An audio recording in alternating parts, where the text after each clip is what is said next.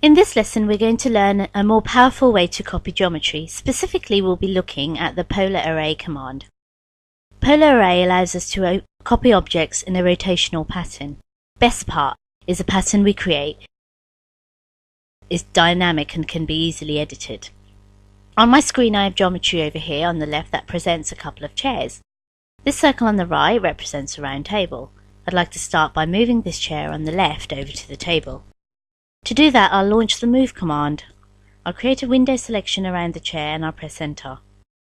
I'd like to pick this chair up from the midpoint of the front and I'll place it to shift right click. I'll bring up my object snap menu and I'll choose quadrant and I'll grab the quadrant at the top of the table.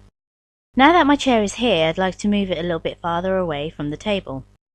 Once again, I'll launch the move command and at the select objects prompt, I'll type P and press enter. This reselects my chair. I'll then press enter again to finish my selection. I'll pick the chair up from the middle of the front and I'm going to come down and lock the ortho. I'll then pull the chair straight away. I'll type 6 and press enter. This positions the chair 6 inches away from the edge of the table. Now that my chair is in position, I'd like to copy this chair around the outside of the table. To do that, I'll come up to the modify panel and I'll open the array menu and I'll choose polar array. Polar array allows us to create rotated copies. I'll then select the objects I'd like to array and press enter. I'll then grab the center point of the array that will be the center of the table, and when I do, you can instantly see the copies. Also notice that we have a new tab in the ribbon. This is a context-sensitive tab that contains all of the polar array settings. For instance, if I come up to the items panel, I can use this to adjust the number of chairs that I have. For instance, what would 4 chairs look like? I'll type 4 and press enter. Maybe I'd like to see what 8 chairs would look like. In addition to adjusting the number of chairs, I can control the angle between the chairs or the total angle that I'm filling. If I come over to the rows panel, I can create additional rows. Let's change this from 1 to 2. You can see where we are going there. I can also adjust the distance between the rows or the total distance between the front and the back row. I'm going to change the rows back to 1 and let's talk about levels. If I wanted to get crazy about this, we could start creating additional levels. This would be copying the geometry in 3D space, and this is beyond our scope right now. Let's say that the settings that I have currently work fine for what I need.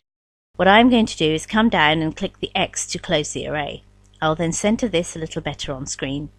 As you can see, creating rotated copies is extremely easy. And here's the best part. Rotated copies are also very easy to edit.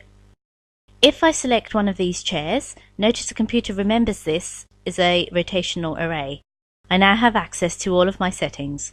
Let's make a change. I'm going to come down to the options panel and I'll choose edit source. This allows me to update the geometry of one of my objects, and in turn all of the copies will also be updated. I'll select the chair I'd like to change and I'll click OK. I'll zoom in on that geometry. I'd like to make a simple change. I'm just going to select backrest and then I'll click this grip in the middle and I'll pull it straight away. I'll type 3 and hit enter. And you can see that change was applied to the copies. To finish my edits, I'm going to come over to the edit array panel and I'll choose save changes or discard changes, depending on what I want to do. I'm going to choose save changes and you can see that my modification has been applied to all the copies. Let's make another change. I'll select a chair. This time I'm going to come up and choose base point. The base point represents the insertion point of the chairs. You can see that base point is highlighted by this grip. Currently the base point is at the middle of the seat, which doesn't have much geometric value. I'm going to choose base point and I'll move the base point from the middle of the seat to the middle of the front edge. As you can see, the chairs haven't moved, only the base point has. Now that I have adjusted the base point, I'm going to come over and choose replace items. This allows me to swap out objects in my array with alternate geometry. I'll select this chair as my replacement objects and I'll press enter. Now I need to identify the base point of the replacement. Well, since the base point of the originals is the middle of the front edge, the base point of my replacement will be shift right click the quadrant at the front edge of this chair. I can then select the objects in my array and I'd like to swap out with the alternate.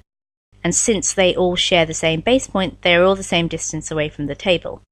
When I'm finished, I'll press enter and then enter again. And then I'll click the X to close the array. Let's say after making that change I'd like to put this back the way it was. I'd like all these chairs to be identical. To do that, I'll select the array and I'll come up and choose Reset, and AutoCAD will remove the alternate objects. Finally, I'll come over and click the X to close the array. As you can see, if you need to copy objects in a rotated pattern, Polar Array is the best tool for the job. Its dynamic properties and intuitive workflow make it very easy to create and edit rotated copies.